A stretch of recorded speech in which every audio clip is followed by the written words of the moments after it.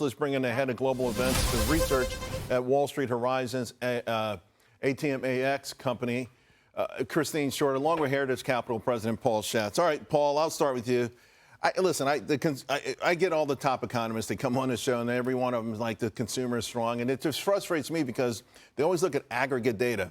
And, yeah, the top 25% is strong as hell, but, the bottom 75% are weak and getting weaker. And now it's I tell you what bothers me. It's reflected in some of these things we're seeing, like what Lydia just talked about, but also in policy.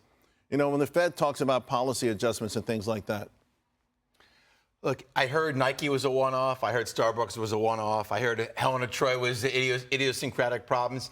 But that's what happened. They all add up, and you've got, I don't know what number it is, the bottom 25, 15, 30, I don't know. We know that credit card delinquencies are up. We know that auto delinquencies are up. The consumer and these stocks like Delta, I think they were, even though they were lagging, they were still priced for perfection with no margin for error. So now, look, you've got the travel and leisure is, I will say, a little under pressure. The consumer brands are a little under pressure. The industrials and the material stocks aren't trading so hot either. So clearly, there's something percolating beneath the surface. And I think it's going to bear itself out in the unemployment numbers. Really? Well, that's what Jay Powell talked about the last 48 hours, that his focus is less on inflation now, and to your point, a shock to the labor system, labor market. Christine, what do you think? I mean, you know about all of this and everything that's going on in this economy. Where do you think the consumer is? Because that obviously is 2/3 of the economy. Yeah, we've talked a lot about the consumer being resilient, right? I don't know if I would say strong, but they were resilient in the face of high inflation, right? Now we're starting to see that wear a bit. It's coming down. We've talked a lot about the dollar stores, and we've seen this as a great benefit to Walmart as consumers trade down, even at the higher end, and trade even down Costco, to Walmart. Right? They announced a price increase last night, and the stock opened up strong, but they can pull it off. They've got the right business model right for this, right? Same with Walmart. I mean, a large portion of their business is groceries. That's why you're seeing Walmart favored in this environment and not Target, which is, a peer in the space. And so we are seeing a softening of the consumer. You mentioned jobs. That's the most highly correlated with consumer spending and how willing they are to spend their discretionary income is how secure they feel in their jobs. We saw unemployment tick up, last week when we had jobs reported on Friday.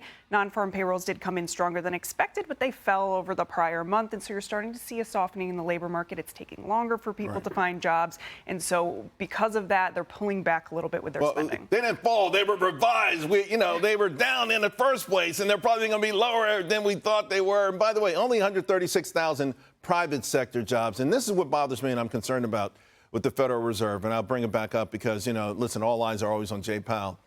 Where are you with respect to when do you think they should start cutting? Should or will, two different things.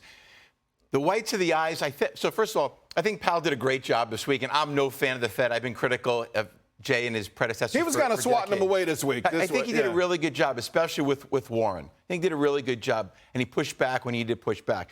I think the problem is almost whatever the Fed's going to do now, they've gone too far. It's probably too late. You're right. Unemployment's 4%. Once it doesn't go below 4 for a couple of months, the genie's out of the bottle.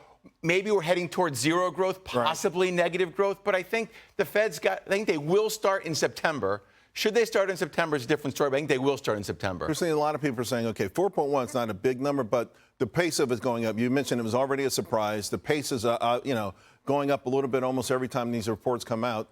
Where do you see the Fed taking action? Yeah, I mean, look, the consensus is for September, right? And so I believe after the remarks the last few days that that's likely to happen. I think that's where 80% of the probability is.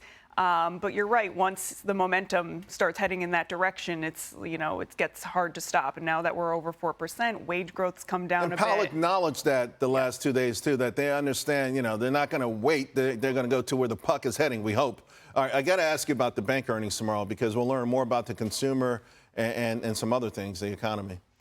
Yeah, so financials are kind of middle of the road overall as a sector. They're expecting to post the 7th highest growth rate. The banks are actually the biggest deterrent of growth within that sector. Right. So the industry itself down 10%. But the big banks, JP Morgan, Wells Fargo, Citigroup, they're all expected to do fairly well. It's the investment banks that are actually going to be the big winners there. I tell you what, let's go back to Lydia because she's going to sort of get a more granular look on this for us. Lydia. Yeah, more to what you were just talking about. We've really kind of seen a tough year for the regional banks, differing staying the course, of course, from some of the larger banks. You can see they started off here, similar path, but then the big banks really took off, leaving the regional banks kind of in the dust here. So we're going to see soon whether these big moves from the behemoths are justified when we start to see earnings posted from many of these big banks, JP Morgan, Wells Fargo, Citigroup, coming tomorrow before the bell. That's also going to give us a chance to see how this environment, this higher for longer interest rate, impacting the banking system. And of course, we're going to be looking for signs of how the consumer is doing. Are they under stress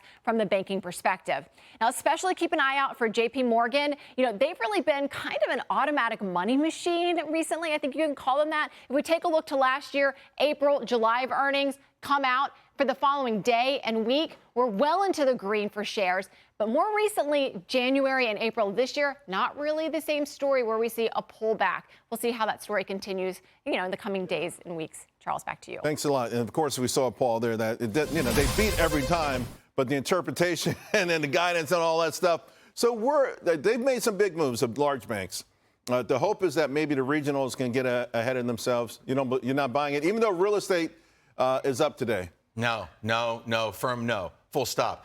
I think, as you mentioned, the big banks, the big money centers, they're going to be fine. And when the crisis comes, money's going to flow there. Right? That's the worst kept secret around. I don't think it's this quarter, but I think net interest margins are going to be as expected or a little bit better. I want to see if they're going to make any comments, especially the regionals, about the real estate problem. Everyone thinks it's contained possibly to commercial real estate, but we saw in 08, we saw in the 90s, we saw in the 80s. When people can't sell what they want to, meaning the garbage because it's illiquid, they sell what they can. So there should and there probably will be contagion at some point in 2025 and 2026, not limited to just commercial real estate. I love those comments. By the way, you have 3 stocks that you like. Chewy, Sarepta, and Viking.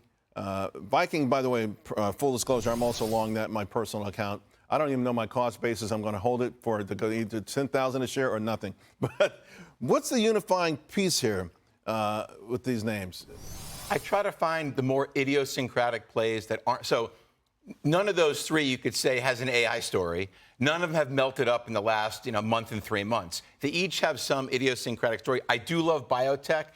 Sarepta and Viking have their own unique stories, although biotech's usually easier to buy a fund. And Chewy, I think, is a great turnaround story. Great earnings in May. They're buying back shares. I wish that kid with the cat's not involved. It makes it more difficult. But I think that's a 50 to 100% run in 12 to 18 months. All right. Hey, I got 30 seconds, Christine. I want to give you the last word here because we've got massive rotation today.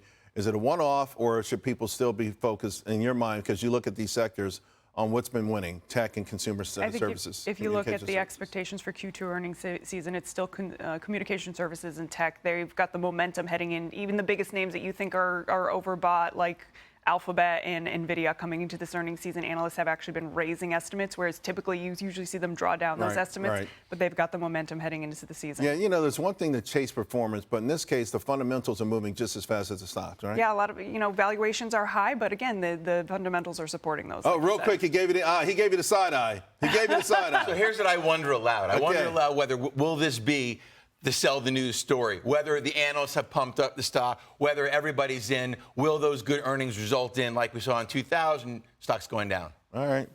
Well, I love it when we get a little bit of the, all right, good stuff. Thanks a lot, Paul, Christine. Thanks. Appreciate it.